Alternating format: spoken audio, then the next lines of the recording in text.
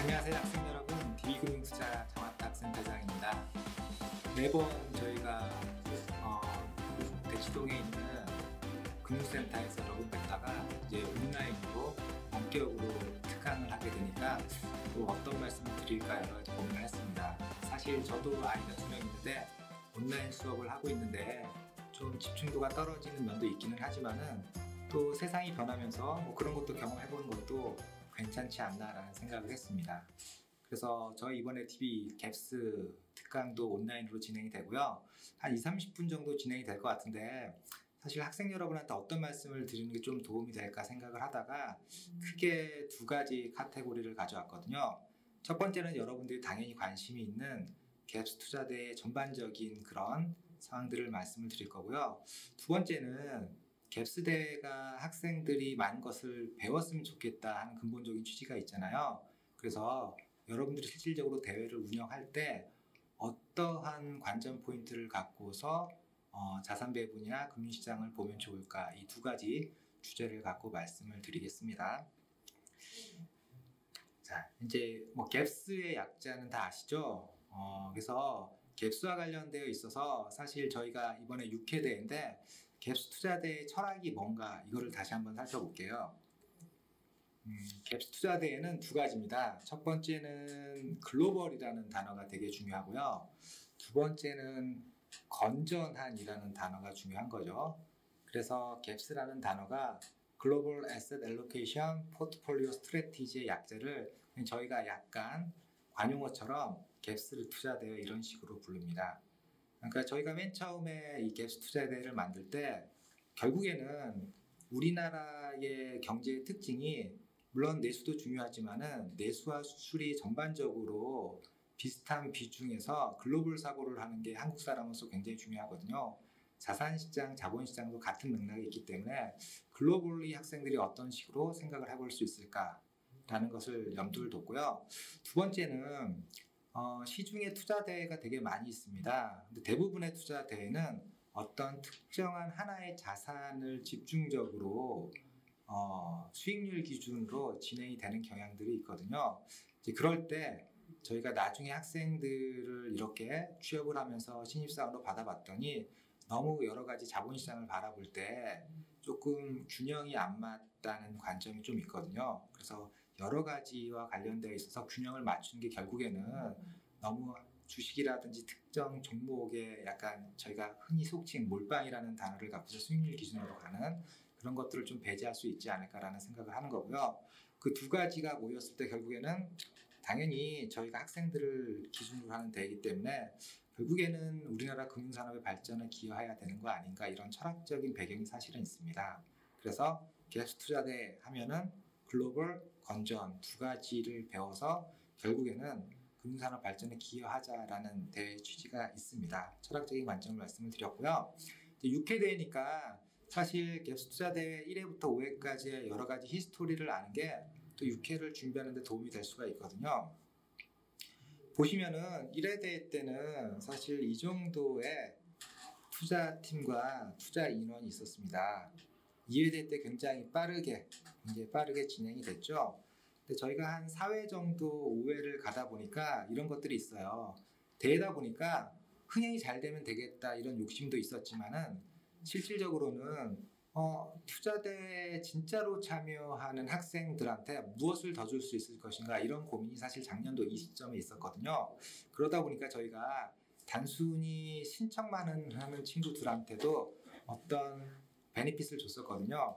작년도부터는 우리가 단순히 신청을 하는 게 아니라 실질적으로 대회에 참여를 하는 학생들한테 더 많은 베네핏을 주면서 여러 가지 변화를 시도를 했습니다. 앞으로도 저희는 실질적인 참가하는 학생들을 중심으로 조금이라도 더 도움이 줄 수 있는 방향으로 대회를 유지를 할 거고요. 저희가 사실 자산배분 투자 대회로 6회라는 히스토리가 길다면 길고 짧다면 짧을 수도 있지만 지나 보니까 학생들의 피드백이 뭐 좋다 나쁘다가 아니라 진짜로 도움이 됩니다, 이런 말씀들을 많이 하세요. 그래서 스스로 저희가 투자대에 대해서 피드백을 한번 받아보고 생각을 해봤을 때 그래도 이 정도의 어떤 노력과 그 다음에 학생들의 참여 열기로 놓고 봤을 때 어디에 내놔도 저희가 부끄럽지 않은 4.3배분 투자대회로 갭스 투자대회가 자리매김하지 않았나라고 평가를 하고 있습니다. 사실 이제 갭스를 하다 보면은 여러 번 참석하시는 분도 있고요. 올해 이제 처음으로 투자대회에 참석하시는 분도 있습니다. 근데 이제 많은 분들이 얘기를 하시는 게 복잡하다예요. 복잡하다. 너무 지킬 게 많다. 그래서 왜 이렇게 복잡하고 지킬 게 많게 하는지, 그 다음에 실질적으로는 이 규칙이 왜 필요한지 이런 것들을 좀 말씀드리고 전반적인 규칙 상황, 그 다음에 평가 시스템을 좀 말씀을 드리도록 할게요. 투자대회 일정은 몇 번 말씀 드리셨죠? 다른 대회랑 다르게 저희가 굉장히 깁니다. 실질적으로 1년의 절반이라는 시간이 갭스와 관련돼 있어서 진행이 되고요. 5월에 투자대회 참가를 접수를 하고 그 다음에 예선이 있고 본선이 있고 그 다음에 결선, PT 발표 및 시상식이 있습니다. 6개월 정도 진행이 되고요. 학생들이 제일 고민이 되시는 게 심사 기준이 뭐죠? 이거예요. 심사 기준. 그렇죠. 대회다 보니까 실질적으로. 그래서 저희가 선정을 하는데 수익률로 5팀한테 또 수상을 하고요. 그 다음에 운용 철학으로 또 5팀한테 저희가 수상을 합니다. 여기에서 저희가 투자계획서라든지 월간 운용보고서, 그 다음에 수익률이 아무리 좋아도 이러한 PT와 관련되어 있는 자료를 저희가 약속한 대로 안 지켜주시면 이제 어쩔 수 없이 대회다 보니까 탈락을 하게 됩니다. 그래서 반드시 첫 번째 필요 조건은 저희가 제한된 시간 내에 뭐를 내주세요 하는 것을 반드시 지키셔야 되고요. 두 번째는 반드시 낸다고 모든 점수를 주는 게 아니죠. 투자계획서가 20점, 월간 운용보고서가 저희가 4차례가 있습니다. 그래서 40점. 그 다음에 PT와 관련되어 있는 게 자료와 발표, 이렇게 합의 100점을 갖고서 저희가 평가를 하게 되어 있습니다. 많은 분들이 되게 귀찮아하는데 저희가 단순히 운에 의해서 어떤 학생들이 수상을 하는 것을 굉장히 배제하고 싶어 해요. 어쩔 수 없이 5팀은 수익률을 하지만 사실 자산배분이라는 게 6개월만, 5개월 만에 어떤 성과를 갖고서 평가하기 굉장히 어려운 부분들이 있거든요. 그리고 실질적으로 여러분들이 굉장히 유명한 그런 그 자산배분을 하는 기관 투자가들이 어떤 식으로 운용을 하느냐, 이런 것들을 간접적으로 느껴보기를 바라거든요. 당연히 투자계획서와 운용 철학이 중요하고요. 그리고 어느 기관을 가든지 고객한테 어떻게 저희가 운용을 했습니다라고 운용보고서를 제출하게 되어 있습니다. 학생들도 당연히 제출을 하셔야 될 것 같고요. 그러니까 저희가 꼼꼼히 보고 제출을 반드시 하시고, 그 다음에 제출하시기 전에 많이 생각해 보세요. 제출한 다음에 계획서하고 운용하는 거하고 그 다음에 보고서하고 너무 따로따로 놀게 되면은 사실 이제 평가하는 입장에서는 그냥 단순히 숙제했구나, 생각 없이 했구나, 이렇게 생각할 수밖에 없거든요. 그러니까 무조건 시간을 쫓겨서 내시지 마시고 이제 팀원끼리 많이 얘기를 하신 다음에 그 다음에 천천히 준비를 해서 내시는 게 좋지 않을까라고 생각을 합니다. 그러니까 저희는 이제 애널리스트들이 궁극적으로는 평가를 해요. 저희는 이제 기부라는 단어를 쓰는데, 그렇죠? 저희가 갖고 있는 게 사회적으로 기부할 수 있는 게 학생들한테 결국에는 최선을 다해서 학생들이 한 거에 대해서 피드백을 주고 평가를 하자. 근데 이제 저희가 평가를 해볼 때 많은 분들이 이런 고민을 하세요. 어떤 친구는 되게 점수를 잘 주는 애널리스트가 있고 또 어떤 애널리스트는 굉장히 보수적으로 점수를 안 주는 애널리스트가 있어요. 저는 점수를 잘 주는 애널리스트한테 걸리면 럭키한 거고 또 이쪽이면 언럭키, 그런 운에 의해서 좌우되는 걸 되게 불편하거든요. 저희가 그런 바이어스를 다 없앱니다. 그래서 다면 평가를 해서 동일하게 애널리스트들의 그런 성향이 반영이 안 되는 그런 기법들을 다 도입을 하니까 그런 것들은 전혀 고민을 안 하셔도 되고요. 앞에서 학생들이 제출한 투자계획서, 운영보고서를 애널리스트 한 명이 평가하는 게 아니라 다면 평가를 통해서 최대한 공정하게 저희가 진행을 합니다. 자, 이제 그동안 1회부터 5회까지 이제 갭스 투자 대회를 진행을 할 때 과연 시장 상황에 따라서 학생들이 어떻게 운용을 했고 그게 어떤 의미가 있느냐 좀 봐볼게요. 작년도 2019년도 일단 저희가 이제 수능을 봐도 가장 최근에 모의고사부터 보잖아요. 작년도에 보면은 성과들이 굉장히 좋았어요. 보시는 대로. 그래서 결승에 진출을 하거나 아니면은 최종적으로 수능일에 의해서 상을 타셨던 분들이 1회부터 5회까지 봤을 때 5회 대제가 굉장히 좋은 그런 국면이었습니다. 근데 저희가 물론 학생들 잘했어요라고 칭찬을 해요. 그런데 이제 이런 게 있어요. 학생들이 실력으로 잘했느냐? 시장이 좋아서 잘했느냐? 사실 작년도에는 어떻게 하든지 성과가 되게 잘 날. 다시 말해서 주식에 투자를 해도 성과가 잘 났고 채권에 투자를 해도 성과가 잘 났고 원자재에 투자를 해도 성과가 잘 났고 물론 어떤 거를 더 많이 투자했느냐에 따라서 성과 차이가 나기는 하지만은 일반적으로 주식이 좋을 때 채권이 안 좋다든지 뭐 이런 식의 흐름이 아니라 작년도에 워낙 중앙은행들이 금리를 인하하면서 돈을 풀었기 때문에 모든 자산이 올라가서 결과적으로 학생들도 성과가 굉장히 좋은 모습들을 보였어요. 그 단순히 수익률이 몇 프로 이상이면은 통과가 돼요. 이렇게 저희가 절대적으로 하는 게 아니라 상대적으로 하거든요. 시장이 아무리 나빠서 여러분이 마이너스가 나셔도 됩니다. 다른 분들도 마이너스일 거예요. 원래 시장이 그런 거거든요. 그래서 저희가 시장의 영향력을 배제하고 학생들의 어떤 실력에 의해서 선정이 되기 그런 것들이 중요하기 때문에 절대적인 커트라인이 아니라 상대적인 등수에 의해서 저희가 수상을 하게 되어 있습니다. 작년도에 보면은 앞에서 말씀드린 대로 대부분 사실 주식, 뭐 원자재, 채권 성과가 잘 좋았고요. 다만 좀 강조해서 말씀드리고 싶은 거는 이거죠. 변동성이 낮잖아요.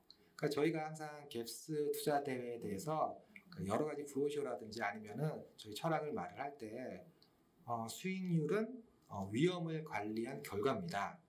그러니까 위험이 뭡니까? 라고 말을 할 때 저희가 일반적으로 여러 가지 정의가 있지만 위험이 변동성입니다. 이렇게 배우기도 하잖아요. 그래서 위험을 관리한다라는 게 변동성을 관리한다라는 말하고 100%는 아니지만 어느 정도 연관되는 부분이 있거든요.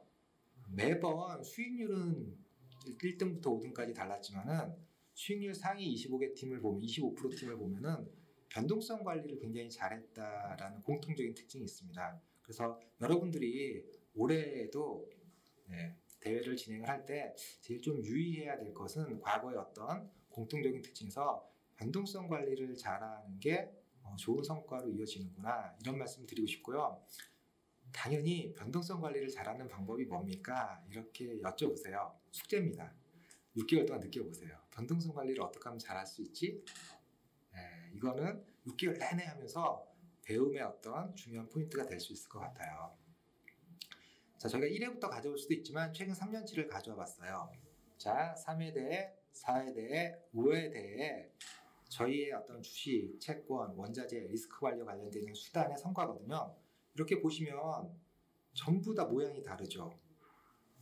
이런 모양, 그 다음에 이거는 뭐 모양이 좀 없죠. 이런 모양, 이런 모양.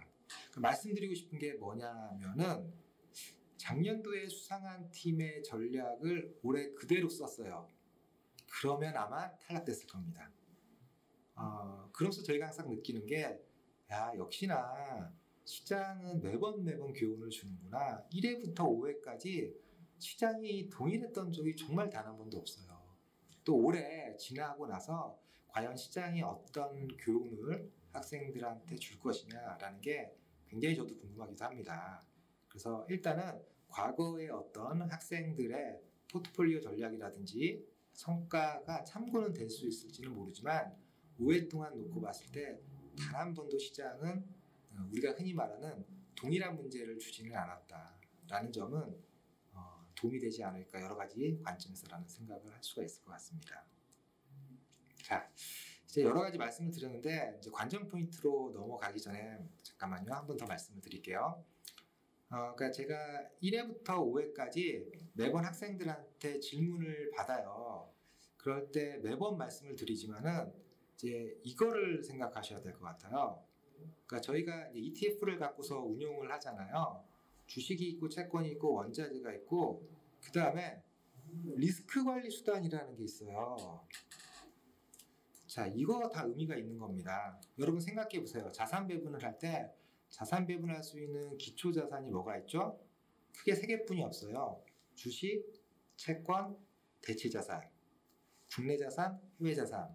그럼 3x2, 2x3 매트릭스죠. 그러니까 6개를 갖고서 궁극적으로는 모든 투자가들은 주식, 채권, 대체, 국내, 해외 이 6개의 어느 거에 더 비중을 높이 두면서 안정적인 리스크 리턴 프로파일을 만들거나 수익률을 내지 이거거든요. 그러니까 저희가 주식, 국내, 해외 다 있죠. 채권, 국내, 해외 다 있죠. 대체 자산의 대표적인 건 사실은 부동산이에요. 근데 부동산을 저희가 6개월을 투자할 수 있는 방법을 사실 못 찾았어요. 리츠가 있기는 한데 조금 굉장히 다르거든요. 그러니까 원자재가 사실은 또 중요한 자산이면서 주식 채권과 다르게 저희가 이제 그냥 학문적으로 대체 자산의 또 하나가 중요한 게 원자재거든요. 그래서 저희가 좀 넣어놨어요. 또 하나는 코스피가 하락할 것 같아. 숏을 치잖아요. 그러면 이거는 리스크 관리 수단입니다. 일반적으로 자산 배분은 대차를 해서 마이너스 비중을 놓는 자산 배분은 없어요. 다만 뭔가 이렇게 하락할 것 같을 때 하락의 리스크를 제어하는 수준들이 있거든요. 그러니까 왜냐하면은 자산 배분은 기본적으로 시간에 비례해서 수익이 나게 되거든요. 시간이 지나면 지날수록 중장기적으로는 뭔가 플러스 수익이 나야 돼요. 근데 시간에 비례해서 마이너스 수익이 나면은 그거는 자산 배분의 수단이 아니라 리스크 관리 수단이거든요. 그러니까 대차를 하면은 대차에 따라서 이자를 내야 돼요. 그래서 시장이 변하지 않고 대차를 빌려서 그냥 쭉 가면은 이자 비용을 하면서 시간이 누적되면서 마이너스 수익률이 납니다. 이제 그런 코스트비가 있는 것들을 저희는 자산 배분이라고 안 하거든요. 그 다음에 저희가 해외 투자를 할 때 사실은 국내 쪽은 KRW, 코리아 원으로 그냥 자연적으로 수익률이 결정이 되는데 해외 자산에 투자할 때 가장 큰 고민이 저희가 이제 한국 사람이니까 달러 베이스가 아니라 원화 베이스로 환전했을 때 어느 정도의 수익률을 내지 이게 또 굉장히 중요한 고민 중에 하나거든요. 그래서 미국의 주가가 빠질 것 같아. 그럼 미국의 주식을 빌려서 파는 게 자산 배분이 아니라요. 어쩔 수 없이 비중을 낮추거나 아니면은 환율과 관련돼 있어서 저희가 리스크가 커지면은 해외 자산 비중을 낮추면서 보통 안전자산인 달러가 올라가니까 달러 비중을 좀 높이거나 뭐 이런 식의 어떤 자산 배분의 상관관계나 그런 걸 하시라고 그런 거거든요. 그래서 많은 분들이 또 그러면은 왜 그 환율, 그러니까 우리가 를 갖고서 FX를 갖고서 투자를 못하게 합니까? 레버리지가 너무 커요. 위험해요. 그래서 FX는 저희가 자산 배분이 아니라 트레이딩하거나 환전을 하거나 리스크를 관리하는 수단입니다. 그래서 해지 수단이에요. 해지 수단. 그래서 너무 레버리지가 커서 하루 이틀 만에 원금이 날아가는 경우도 많이 있잖아요.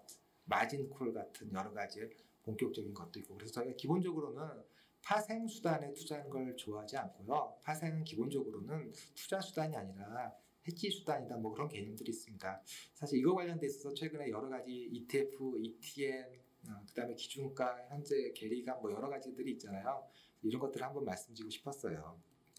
자, 그럼 이제 마지막으로 제가 이제 여기서는 어떤 시장 전망을 하면 안 되죠. 또 여러분들이 그대로 했다가 수익률이 잘 나도 문제가 생기고요. 또 수익률이 안 나면 제가 창피하잖아요. 그래서 어떤 주식, 채권 뭐 이런 거에 대한 시장 전망이 아니라 코로나19 이후 포스트 코로나19 시대 뭐 이런 거에 대해서 워낙 얘기들을 많이 하시잖아요. 학생들이 자본시장 측면에서 포스트 코로나19 그 다음에 이제 전 세계 경제 성장률을 마이너스로 IMF가 전망을 했잖아요. 이런 상황에서 어떤 것들을 조금 시장을 보면서 중심적으로 공부를 하거나 관전 포인트로 가져가지 뭐 이 말씀을 좀 드리고 싶어요. 이제 첫 번째는 그냥 제 뷰가 아니라 가장 전망을 일반적으로 받아들여 주는 게 한국은행이나 IMF잖아요. 이제 그런 분들이 10년 만에 전 세계 경기가 침체, 리세션에 빠졌다고 하니까요. 과연 전 세계 경기가 리세션이나 침체에 빠지는 시점에는 어떤 것들을 고민해야 될까? 여러 가지가 있을 수가 있겠죠. 그래서 과거의 10년마다 리세션에 빠졌을 때 어떤 관전 포인트를 보는 게 굉장히 중요하냐 이거를 말씀드리고 싶어요. 그래서 과거에 1980년도부터 경기 침체에 빠졌던 게 80년대 초반에 여기서 이제 저희가 회색으로 표시를 했거든요. 80년대 초반에 경기 침체 전 세계 기준입니다. 빠졌고요. 90년대 초반에 빠졌고요. 그다음에 2000년대 초반에 IT 버블 붕괴, 그다음에 2008년, 2009년 글로벌 금융위기 이렇게 4차례 정도 경기 침체가 갔었거든요. 정확하지는 않지만 10년 주기로 침체가 왔죠. 그다음에 이번에도 역시 거의 10년, 11년 만에 처음으로 경기 침체가 왔다고 받아들여지는 상황입니다. 참 재밌는 현상이 하나가 있어요. 근데 저희가 자산 배분이나 그 다음에 자본시장은 자연과학이 아니죠. 사회과학이죠. 자연과학은 항상 정답이 동일하잖아요. 사회과학은 과거의 정답이 미래의 정답일 수가 없죠. 그렇지만 과거를 통해서 미래를 전망하는 것은 또 나름대로 의미가 있습니다. 결론적으로 과거랑 동일하게 된다는 결론을 낼지, 이번에는 논리적인 관점에서 과거랑 다르게 간다고 결론을 낼지, 그런 건 여러분의 몫이고 관전 포인트가 될 수가 있겠죠.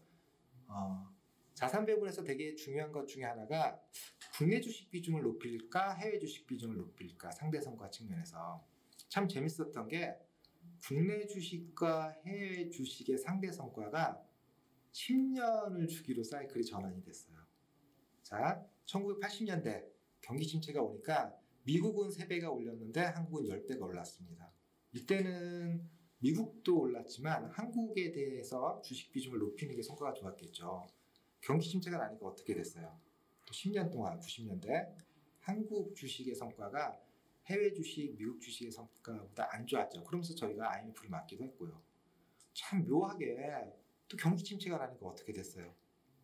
2000년대 초반에 10년 동안 또 기점으로 해갖고 또 한국 주식의 성과가 올라갔고, 최근에는 또 다 해외 주식 말씀들 많이 하시잖아요. 그 이유가 10년 동안 한국이 상대 성과가 안 좋았기 때문이죠. 다음번에 어떻게 될까요? 저도 잘 모르겠어요. 다음번에 어떻게 될까요? 학생들이 이거를 좀 고민해 보시면 좋을 것 같아요. 과거랑 똑같이 이게 올라갈 수도 있죠. 10년 동안.